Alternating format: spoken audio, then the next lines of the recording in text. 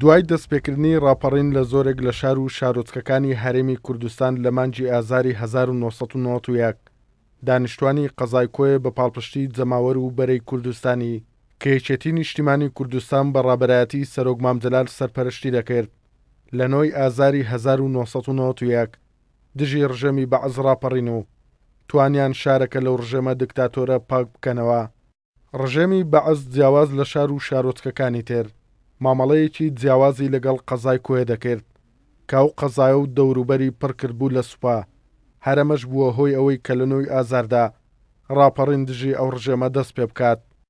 گەرچی ڕژێمی بەعز سوپایەکی زۆر و چەند لیوایەکی زریپۆشی لە هەیبەت سوڵتان جێگیر کردبوو، بەڵام بەهۆی ئەوەی لە 9 ئازاردا ڕاپەڕین لە کۆیە دەستی پێکرد، هەرچەندە و سوپا زۆرە بەرگریەکی زۆریان دەکرد، بەڵام بەهۆی ئەوەی ناو قەزای کۆیە لە بەعسیەکان پاکرایەوە، سوپاکە شتێک شکاو لە هەموو لایەکەوە دەورەی ئەو سوپای بەعزرا لە هەیبەت سوڵتان و بەمەش زەنگی سەرکەوتنی ڕاپەڕین لە قەزای کۆیە لێدرا. بەهۆی ئەو بەرگریە زۆرەی ڕژێمی بەعز لە قەزای کۆیە کە نەیدەویست لەو سنوورە شکست بێنێت، بووە هۆی شەیدبوونی ژمارەیەکی زۆر لە بەشداربووانی ڕاپەڕین. توانە عومەر، کورسات نیوز، کۆیە.